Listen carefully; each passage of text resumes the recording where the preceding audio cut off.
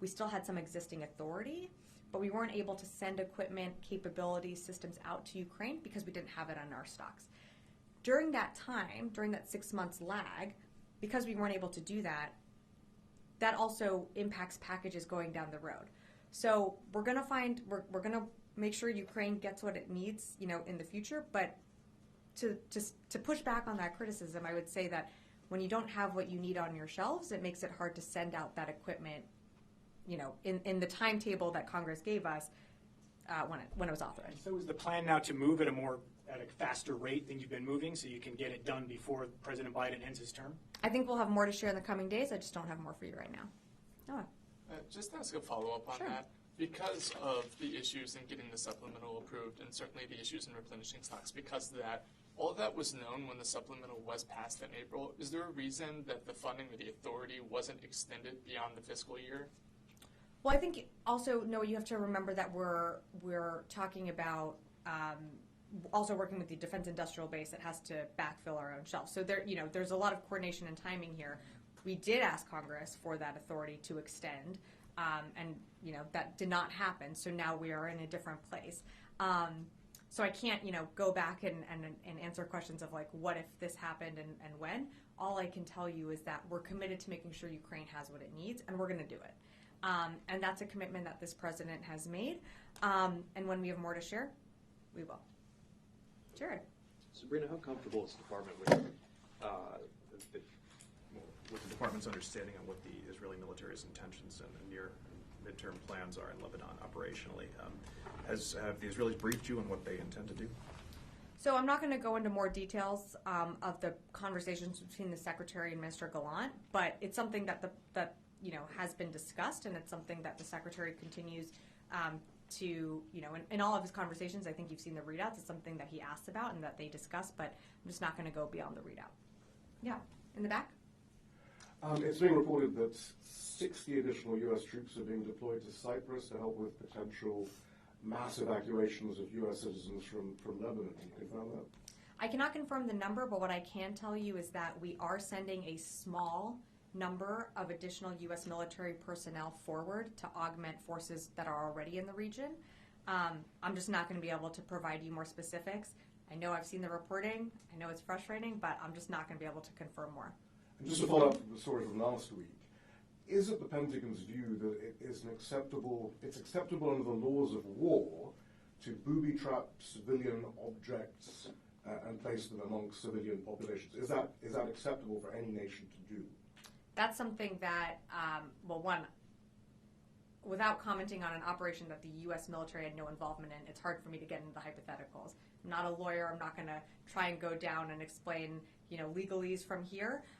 So I just can't comment further on that operation. Is the U.S., though, affecting supply chains or intercepting supply chains in order to place explosive items within normal consumer objects right now? Yeah, I'm not going to comment on a hypothetical or an operation that we had no part of. Yeah. Thank you, Sabrina. Secretary Austin on Sunday told his Israeli counterpart to give time for diplomacy to work.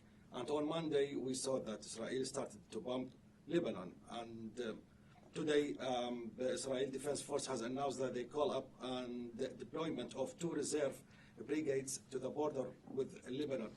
So what is the time that Secretary Austin asked Israel for the diplomacy? And do you still believe that Israel listening to you? Thank you. We do believe that we have, that Israel's listening. I mean, just the fact that they're listening by the amount of calls that the Secretary's had with Minister Gallant, I think that shows their willingness to hear our views, our concerns, and our, to hear from the Secretary. So I think that's important to note. In terms of, I think your question was getting to, are we writing off, diplomatic measures? And we're not. Diplomacy is still the best path forward. There's always a way for diplomacy. There's always a way for both sides to, to come to the table and to have this resolved in diplomatic measures.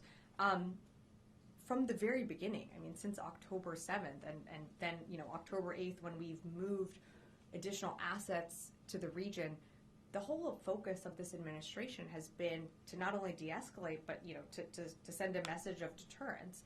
I think we have been successful in that. We know tensions are high, but we also see that there is a path forward for diplomacy, and that's why you're seeing this administration push so hard to get this done. And you're going to continue we're not going to give up on that. So we're going to continue to engage. Sure. Another question, please. There is some media reports saying that the U.S. now working with France about a ceasefire, maybe a deal or plan for Lebanon. Does anyone from the DoD have involved in this negotiation that's happening right now in the United Nations during the UN summit in New York? I don't have anything on those reports. I mean, I've been pretty public in telling you that we're pushing for diplomatic measures to resolve what's happening on that northern border, but I just don't have more to add on that report. And I'm sorry, I haven't seen it. Louis. Hi, Sabrina. Is the shipment of 2,000-pound bombs for Israel, is that still on hold? Still paused. So the rationale behind that, from what I understand, was when Israel was preparing to go into Rafah, to protect civilian lives, limited operations. Are there any concerns given the current ongoing air operations that Israel has been conducting, striking in civilian neighborhoods? And I know that we're seeing secondary effects, so it appears that they are striking the targets they're hitting. But are there concerns that the use of these bombs, again, presumably American bombs, could be putting civilians at risk? So you first asked about the 2,000-pound bomb shipment. So that is still paused. So I don't know what they're using in their operation. So I refer you to them to speak to that. There is always a concern about civilian casualties, and that is something that the Secretary has addressed, really from the beginning, whether it be in Gaza or elsewhere. That's a conversation that we continue to have. I think, in that same vein, we're also concerned about escalation. And that's why we don't want to see any action taken by, either side that could lead to further escalation. And that's what the Secretary continues to emphasize, along with always talking about the need to protect civilians. And you are seeing, I'm citing public sourcing here, but, the Israelis notifying communities and towns on that northern border to clear that area because they will be conducting operations. We have to protect civilians in the battle space. That's something the Secretary has said. I know you've heard him say that before as well. Our focus, of course, is that, but the best way to protect civilians is, of course, through a diplomatic means, and for this to be resolved through diplomacy, and that's why we continue to push for that.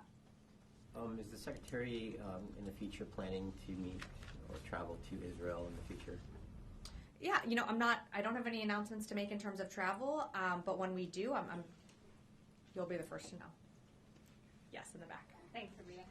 You emphasized that the administration... I'm sorry, I just committed to giving Louis an exclusive on the Secretary's travel. So, yeah.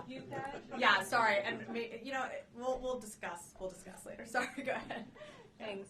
You emphasized that the administration's position is that you don't want to see further escalation and you don't want to see an all-out war. Mm-hmm. Where do you draw the line, especially with regards to a possible ground operation that may be imminent?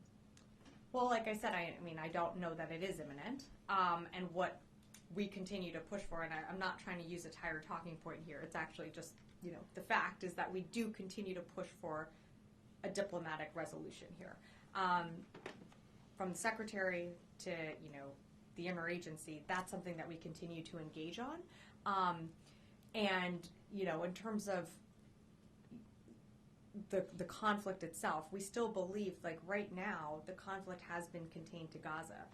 There's no question that there are higher tensions in the region. There's no question that there's been an increase in border clashes in that northern border. But we believe that in order to avert an all-out regional war, it's through diplomatic means. And so we're going to continue to push for that, and you're seeing that happen in New York, and you're seeing that happen here as well.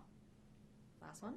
Just to follow, though, how has the conflict been contained to Gaza? You have civilians being killed in Lebanon. Sure, but what I would tell you is that it's not how we would characterize, an all-out, full-scale regional war. What you're seeing is a trade of fires back and forth on that northern border. I'd point you to October 8th when Hezbollah started launching those. We're not seeing this widen out to a regional conflict, and that's what we are concerned about, and that's why, the Secretary from the beginning, whether it be the Ford, the Ike, the 26 MU that was in the region, and now you have the Lincoln there. We continue to position assets in the region to send a message of deterrence because we don't want it to scale out. Yes, we acknowledge that there have been innocent people that have been killed, and we don't want to see that happen, and that's why we continue to press for diplomatic means. Can you take one more? Sure, one more, and then I've got one in the back, and then so we'll. I know this is a planning organization. That's not the answer I'm looking for. That's the answer you get. Yeah. In regards to Lebanon, did the Pentagon put together any NEO plans in case there's the need for it? You're so going to hate my answer. Yes, But thank we you. are a planning organization. We plan for a wide range of contingencies.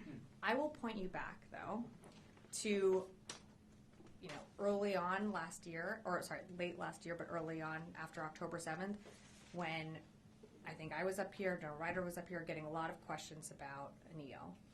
I will say we are always a planning organization prepared for any contingency, and we never had to use those plans.